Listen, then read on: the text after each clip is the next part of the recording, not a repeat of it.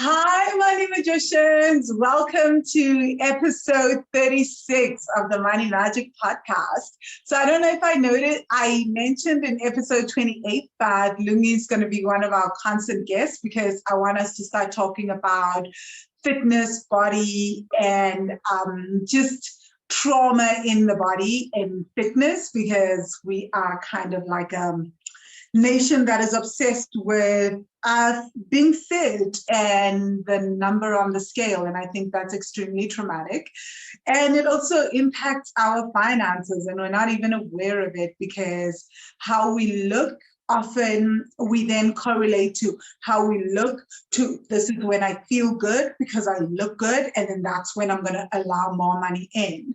So we do it unconsciously, and we put conditions on our lives and how we make money, right? So if you've just joined the show, this is the Money Magic podcast. My name is Ngubane. I am your host for the show.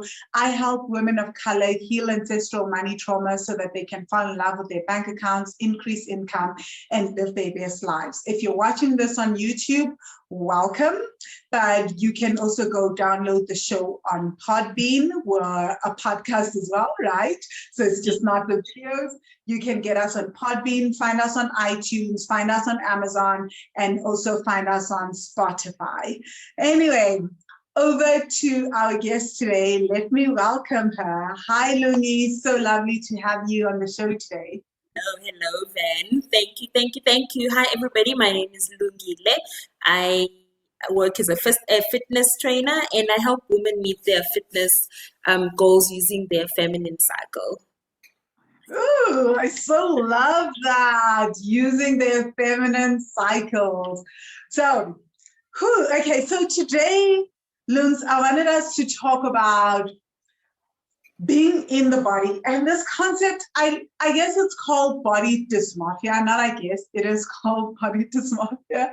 But it's just like how we see ourselves. And we speak quite a bit about this during our fitness workout sessions, which is sometimes how we see ourselves and how others see us is completely different.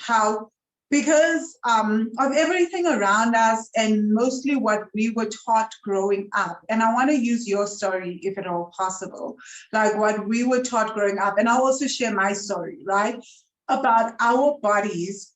Even though what we're seeing is all these imperfections, what people around us will often see us as just perfect. It's just great, but we have a hard time seeing that and believing that. And that comes from trauma. And I want us to dig a little into that. So can you just share about your journey? Because I know when you started off as a fitness trainer, this was something that was very much a challenge for you, because how we all saw you was like, you're incredible, you look gorgeous, you have like this incredible athletic body. And then when you started talking to me, it was like, actually, I don't see that. And it's been a journey for you to kind of align these two visions and see not exactly what people see, but see your own beauty and your own awesomeness. Yeah, thank you for that question. And I mean, then you know that it continues to be a journey for me, because some days are really like awesome, but I also have my days where things kind of backtrack. I think for me, how it happens is that I fixate all my energy on one body part within my body, and then I just obsess about that body part, whether or not it gets to look exactly the way I want it to look, and if it doesn't, then everything else doesn't matter. And with regards to other people seeing me as Lungile, you've got a beautiful body, like I've always heard that. Because I've been athletic, and I've been into sports from when we were 16, 17, teens, but my body never really, I never felt as though my body made me stand out, but it didn't really make me stand out at the same time. I was that girl that, I don't know if some of our viewers will be able to relate to this, but I was that girl that the boys will say, I win. Please, can you call the girl there in front of you? And the ones that who would fight to get me would be fighting over mina ngamshaya leya mntana loya bheka leya ezi leya ulungile ufit. It was always about nitpicking parts of my body, and not that my brain or that I'm beautiful or that I am a loving person. It was none of that. So I always felt objectified, and for me, my body was also like a lot of my strength. But obviously, I also internalized a lot of hurt and a lot of pain that came from being viewed like that, as opposed to being viewed as a holistic human being. So to date, I mean, I'm like a grown as woman, and I really feel as though nobody really does that to me. I do it to myself at times. Hence, say I nitpick my own body parts and say, if it can just go down a little bit here. Why? And why can I hold this part here? And if I can hold a part of my body, then it's like, sure, I wonder where my body fat percentage is. Hey, Sure. so yeah, so that's how it's been for me. It is a healing journey, and doing inner work and being aware of the trauma, and just being trauma informed does help me a lot, even in how I do my fitness work. Yeah, Loons, I wonder if anyone else is feeling that, because I just like hearing your story. I feel it, because I think that how many of us have looked at ourselves in the mirror and just judged parts of ourselves, or just being like, you're too this, you're too that. So I want us to go back because what you said was so powerful. I don't think that we actually realize this, that how we are treated in our childhood and our teens, we become adults that parent our teen and childhood selves in that way. So for me, it was around my achievements and money, or just anything. So whatever I did was never good enough because to my mother, nothing is ever good enough. And I say is because it's still that way to this day. It's like you do something and she'll be like, yeah, but that could have been this, or she doesn't even do that. She'll say, but your friends or your cousins have A, B, C, D, or I have done this. So it's not like, wow, you've done this thing. And it took a lot for me to just say, I am enough as I am. So what did you notice? What was that journey for you like? Because I can also share about the constant journey to finding that space of I am doing enough, I am enough, and also giving myself space to rest, which is why I do so much work around ease and resting and not overdoing, because I know what it's like. And for me, I wasn't overdoing for the world. I was overdoing to get my mother's approval, and it was exhausting me. So what did you notice how did that story play out for you as you saw yourself as an adult based on how you were treated by boys or the community around you? And then how did that play out with your body as an adult? And then what's that journey been like to finding self-acceptance?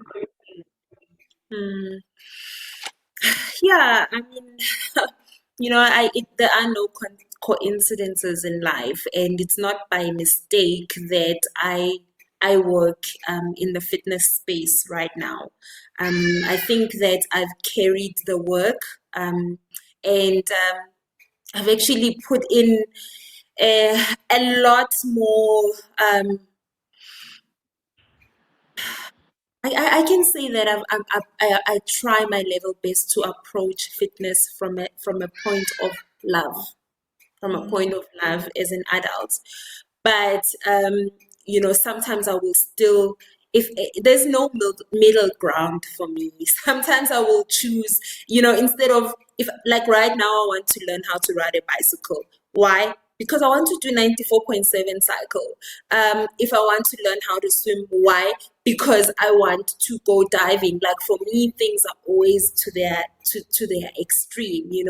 But at the same time, I learned to find comfort in that because I've challenged myself to kind of go to places where I never thought I would be able to go, do things that I never thought I would even conceive to do. So that's exciting for me. And I also say you do that with your clients. So honestly, there are things that I do in my sessions with Lungs, at least like once or twice a week. I'm like, never thought I would do that. Even today, I was like, if this, like I told you, I am sending my cousins an entire regime of this. She was like, why do you do that? I was like, so people know that I'm doing it. It's almost like reminding myself that everything that I ever believed I couldn't do, I like as an adult, I know that there's nothing that I can't do. If the fact that I can't ride a bicycle doesn't mean I can't ride a bicycle. I just need to learn how to ride a bicycle. So that's what it's about. Like I am fearless. I fear nothing. If anybody else, if it can be done, I can do it.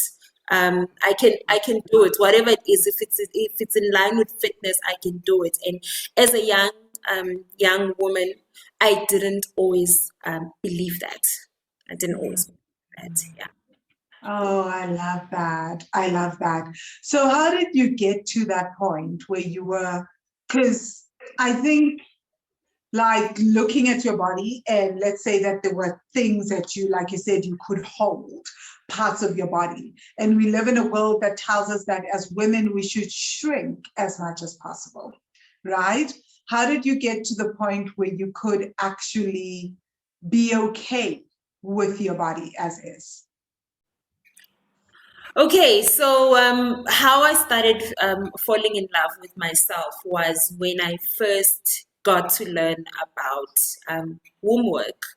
So at the beginning, I was talking about how I would hold my tummy and think that, wow, what loads of fat is there? But then I started to look at my womb area, which is also very close, like it's all part of the same place of my body.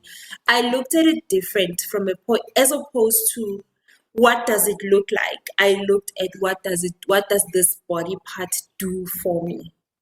And as I learned to connect with my womb, learn about my cycle, learned about food and how food will affect my cycle, how what I drink affects my cycle, what I eat, how I care for myself in the month will affect my cycle, how I train will affect my cycle. All of this made me to be more tender and to actually appreciate that body part of mine. So it's not just the tummy. My womb sits there, my ovaries are there, I carried my babies there, and my core sits there. Core is not a joke. That's where all of my strength comes from. For me to be able to lift my body up, for me to be able to pull my body and sit using my arms, it's all part of my core. And all of these come from a part that at one point I used to just see as a umkaba, but no. Once I connected with it at a deeper level, as look at it holistically, then I learned to really fall in love with it. Sure. I really, really love that, right? That is so powerful. So, is it fair to say that you started being tender with yourself? You started giving yourself more compassion? Absolutely. Absolutely. And not so long ago, you know that I So for some reason I lost weight, and when I lost weight, I lost what fullness of my breast, and I shared with people who are close to me that I was so worried. I thought there was something wrong with my breast, and I went for my mammogram, and it came out just fine. It turned out I was just like losing weight, and that taught me something that like my body is so intelligent. It's always doing its own thing. I can't dictate to my body that remove this. I'm not surgery. I'm not gonna remove things from here and put it there, or remove from here. It does its own thing. So that also taught me to just Lungile, just chill, Yeah. just just relax, just be present in your body, love your body the way it is right now. What, like, again, that question of what does each and every body part do for me, and there isn't a single body, it does nothing for me. So it's important for me to just, feed my body food that I know will help my health, so that I don't have to worry, or I know that I've always done my best to have good health. Drink food that I know brings life to me. Go out for a walk. Fitness is not about going to the gym. Fitness is about climbing up a tree. It's about walking barefoot on the grass. It's about going to play in the park. It's about letting the sun kiss your skin. It's about drinking water, choosing water as opposed to cold drink. It's all that. So I had to holistically learn to love myself. Just not just focus on, hey manje asishaya ama-sit ups silungise umkhaba. We had to love all of it. Yeah. Yeah. Wow. I'm so, so happy that you said that. I'm really, really glad, Lumi. Yeah. So what did you notice when you started being tender with yourself and being gentle with yourself? I think, I remember I have this story. The reason why I'm about to ask this next question, let me preface it with a story. When I was heavily in debt, I remember one day, like, I owed someone $50. I was living in Boston, Massachusetts. So I owed someone $50 and I couldn't make the $50, right? Like, it just wasn't coming through.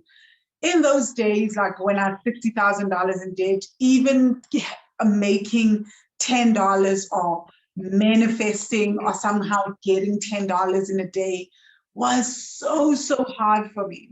And I remember very clearly sitting at Boston Public Library. I just come out of the T station, and there's a T station right next to the library.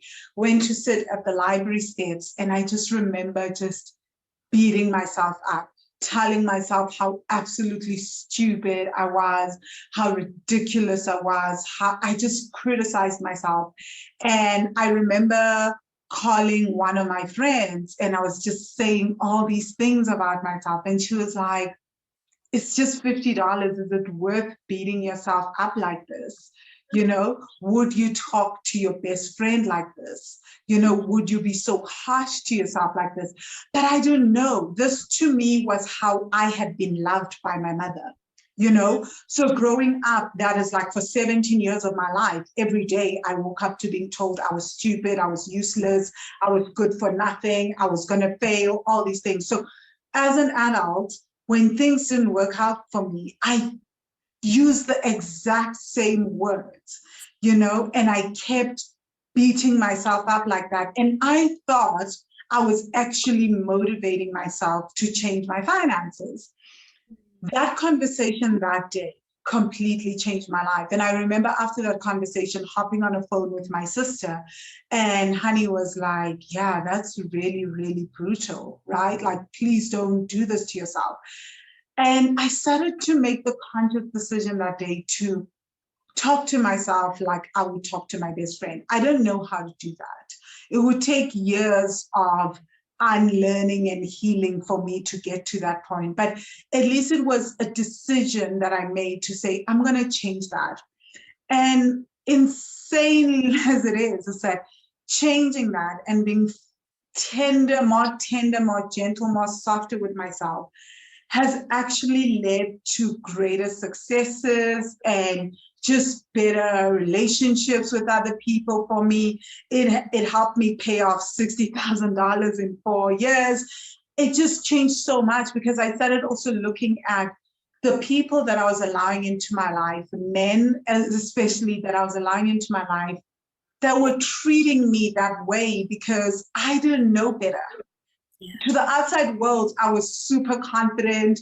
I was the South African young girl that had traveled to the Caribbean, who was doing things and was out there, and I'd gotten my MBA, but my relationship with myself was wrecked. I was like, and I was super scared of myself, you know?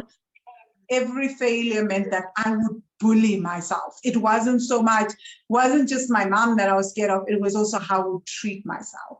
So my question is, as you started to change your relationship with your body and you started becoming more compassionate, more gentle, how did it start to change your relationship with yourself as a friend to yourself, your relationships, and even your money?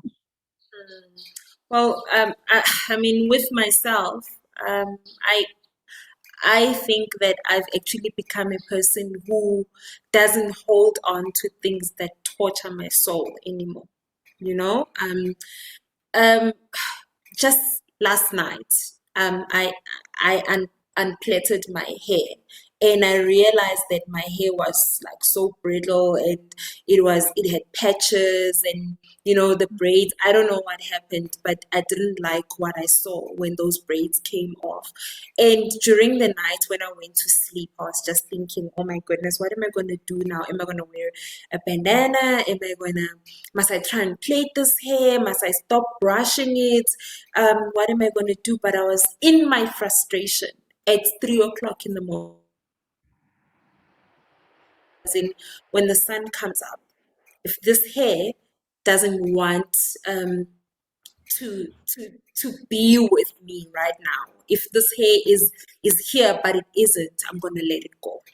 And I woke up in the morning, and I went and I cut my hair. And sometimes we have to do things like that. And you would think, Uguti, because we do so much inner work, to getting to that decision is easy. It wasn't.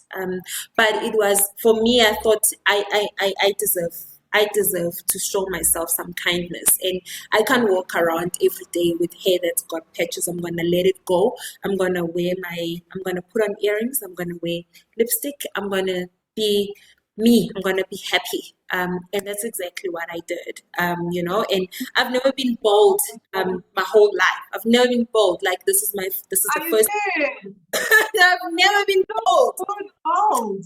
I've never been bold. Like, I was cutting my hair, and like tears were rolling down. But once I got off the chair, I felt so much love to myself. I felt like, wow, like it's like this weight had been lifted off my shoulder. And for me, letting go of the hair was showing myself love, and it freed me, But with regards to the relationships, and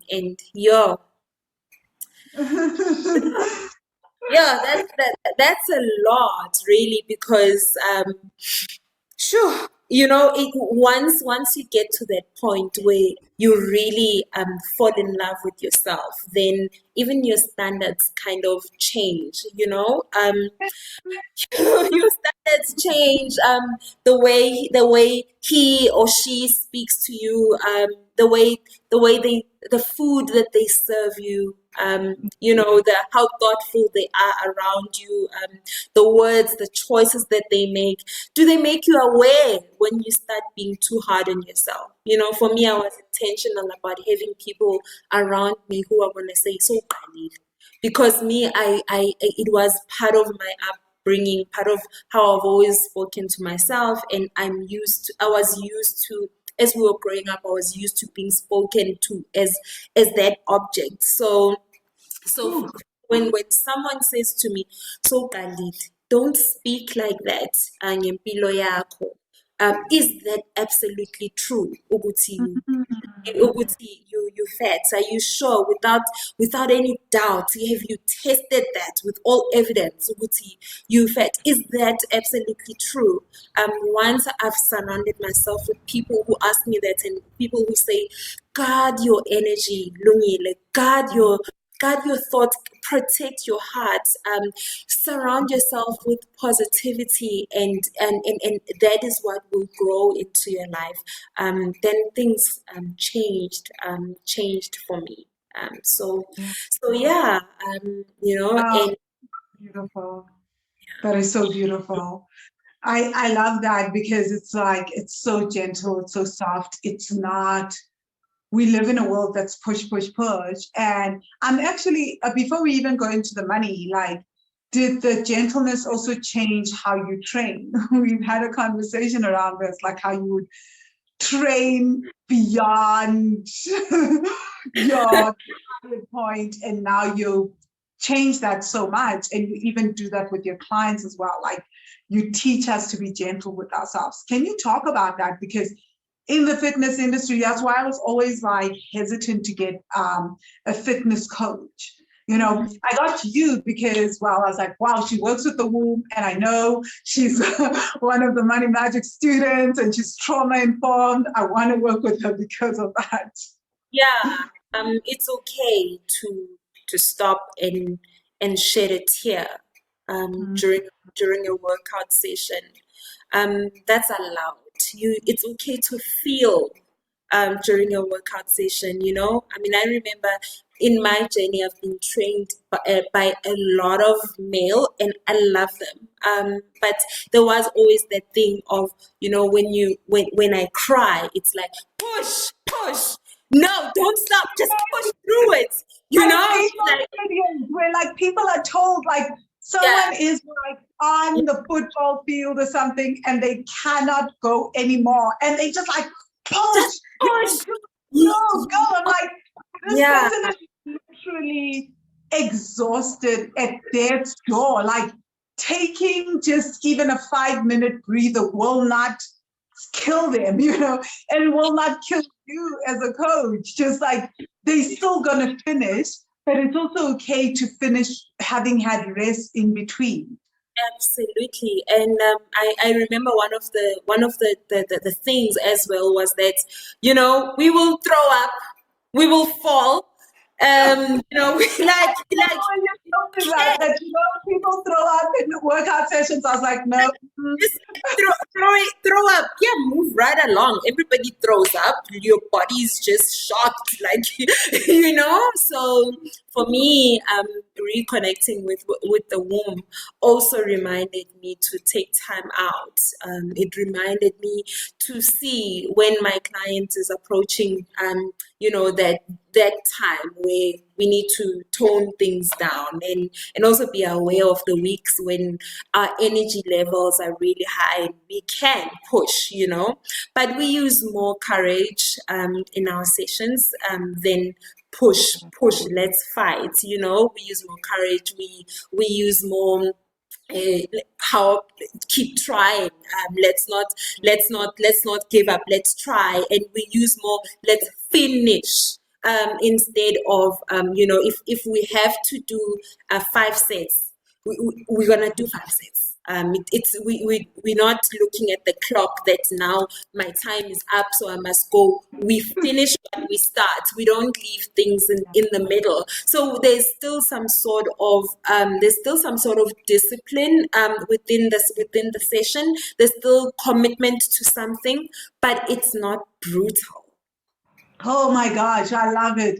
So guys, just to chip in here with Loons, it's like, I'll have moments I'm like, Loons, I need to sit down. I'm triggered, like not but by an exercise that we do, because certain body movements will bring up memories for me from childhood. So on top of my childhood stories that I've shared, I was also heavily bullied as a child in primary school and high school. I was just one of those children that, like, I guess was different, and I was very bullied for it, and hectically so. So like, I was never chosen for teams, and certain things I was told I sucked at and I was terrible at. So some exercises Lungs will do, and I'll be like, oh my God, this brings up a memory from PE. We had to do this, and I'll just burst out crying. And just not to have someone force you through that, but to just say, breathe, I'm holding space, let it out, cry it out, and just wait for me. And then we continue the session, and she'll be like, do you want to talk about it before we move on? That for me has been life-changing. And this happened a lot when we started working out. The first 4 or 5 months were really hard for me. And now it's just like we just go through things. Yep. I have less crying sessions, but also I was always happy to show up because I always felt safe. And I think that for me, and I said to Lungs, that's why I was like, I need you to come on as a constant guest on this podcast, because how you do things with this gentleness is that I never thought I would be someone who's literally, I think it's about 8, 9 months now into the workout sessions, and I am still as committed. And it's coming from the fact that I know I can bring my full self to the session. I don't just have to be a one-dimensional human being. And it's also taught me how you can do difficult things. Just because something is difficult, I don't have to make it more difficult by berating myself or putting myself under pressure. We can do difficult things with ease. And the way that we do that with ease is to take the pressure off. It's like you take off all the conditions, you're like, this is going to get done, but we don't have like a crazy, oh my God, it must get done in the next 5 minutes. It's like, by the end of the session, we'll be done with it. That's the point. Absolutely. Do it, and to do it in a way that doesn't completely scar our nervous systems. And I think that is what usually turns a lot of us off from fitness, because it's that the pressure that comes with that, and it really unregulates our nervous systems. That is so true. That is so true. And to be honest with you, I'm so grateful that I was led to eventually accept my calling and my gift, because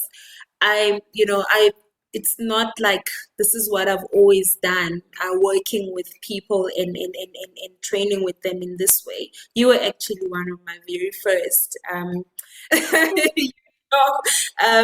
yeah.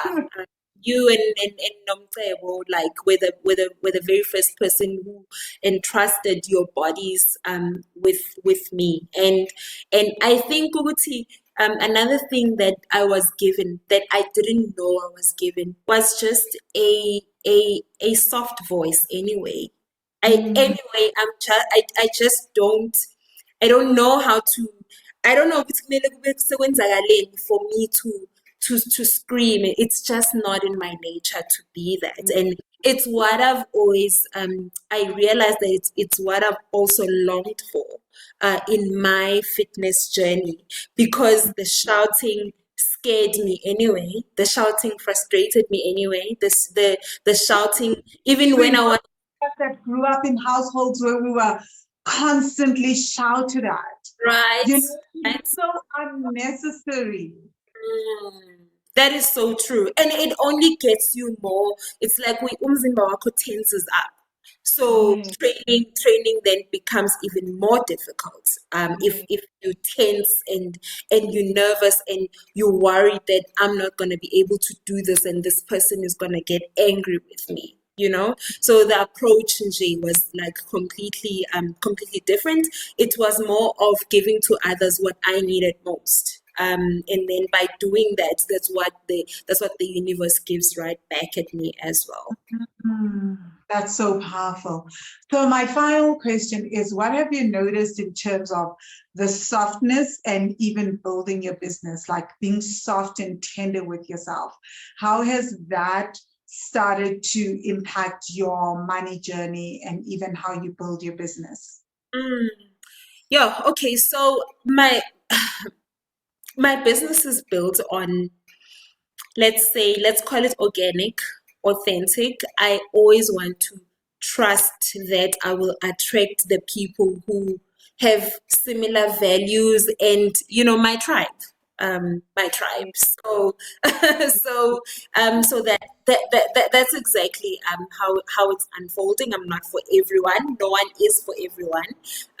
But in terms of my money story, I think that being gentle, the approach of being gentle also helps me to, when I drop the ball in my money journey, to be able to forgive myself, move right along, let's do it again, but also not be afraid of starting afresh. I've made a lot of big decisions that include money, but about starting afresh, reimagine. Like I get to reimagine my money story, and I get to reimagine my body. Basically, with the body, you can be any shape, weight, anything you want, you can achieve it. You have to be able to imagine it and then achieve that, or be maintaining whatever. And no one is really judging. People have got different needs. So the same thing applies with my money journey. I can be able to, I got the ability to just reimagine my money story, have a new vision if that's what I want, and go for that. Have no fear of reaching out for new things. Yeah. Oh, that is so powerful, Lung. Cool. Okay, so I really, really love our conversations. I'm going to end this here, guys. Don't worry. I'm going to have Loons on for a bunch of other things. We have so much to dissect around fitness and the womb, right? I want that to be one of our conversations soon because wow, there's a lot around like exercising and how do you create an exercise regime that works with the womb and also with yourself, right? And what do you do at that time of the month?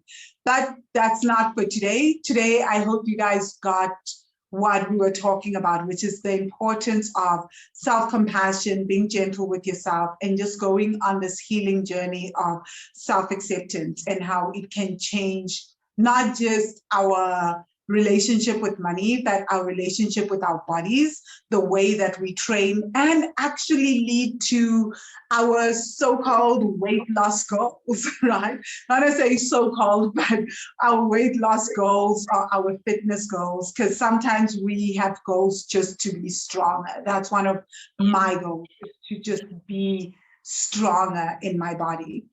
Okay, so Loons, how do people work with you? How do they get hold of you? Yeah. Okay. So my number is 073-507-3577. I also have a growing page. It's called Just Do You on Facebook. And I also post a lot on my personal Facebook, and I'm Lungile right there. So yeah, please get hold of me on those platforms. I do prefer WhatsApp at the moment, so my number is the best place to directly get hold of me. Awesome. And guys, I will add the +27 for everyone that is international. Loons also works virtually. So Loons, just tell people a little bit about the services that you offer, because honestly, I'm not even joking, guys. Like training with Lungi has been, I keep telling her, it has been one of the best investments that I have made for myself. Like throughout COVID in 2020 and 2021, just having that wake up routine where I wake up, I'm training with her. But again, it's not that I'm being triggered and scarred. It's done with so much compassion and so much gentleness. Has been incredible. So tell people all the services that you offer and how they can work with you, because there's people listening from all over the world to this podcast, and they need to know that you can work virtually. She works with me virtually all the time, guys. Yeah, thank you for that, Van. Yes, so we've got a group workout sessions that take place every Tuesday, and every Thursday and Saturday. Those sessions run virtually, and sometimes we do meet in person, but they run virtually. And those people train with us together. They basically, the payments is 1.2 per month for those sessions for the month. For my one-on-one sessions, pardon? Yes. $120 a month in US dollars. Okay. Just because, we have an audience. And then to work with me on a one-on-one basis, I also work with no less than 3 sessions a week. Anything less than that, I find that it just doesn't have consistency. And those sessions cost up to it's 3,000 rand for the month to have one-on-one sessions, which are also pretty cool because then you get the flexibility of, things come up. We build a nicely knit relationship, and there's a lot more flexibility when you are a one-on-one client. So you choose what works best for you. But either way, there's results. Thank you. Awesome. Thank you so much, Lungi. And guys, I hope that you've enjoyed this. Lungi is a Money Magic student. So she started her business during the Money Magic course, and she started it during COVID using course, the Money Magic course, and she has been growing steadily. And I'm so glad because I benefited from launching a business with the course. So if you're interested in starting to heal your ancestral money trauma and tapping into your ancestral money wisdom and just creating a consistent stream of income of 40,000 Rand or 2,500 US dollars a month by tapping into your ancestral money wisdom and starting to regulate your nervous system where money is concerned, then definitely get on the waiting list or enroll if we're open for registration for the Money Magic course at wealthy-money.com/money magic. Again, wealthy-money.com/money magic. And once you enroll in the waiting list, you'll be updated whenever we open for registration. And when we open for registration, you also get an opportunity to hop on a call with me, and we can talk about how the course works for you, or if it works for you, and where you should start when you get into the course. So I look forward to seeing you in the Money Magic course. Until next week, have a fantastic day further. Cheers. Cheers. Bye-bye.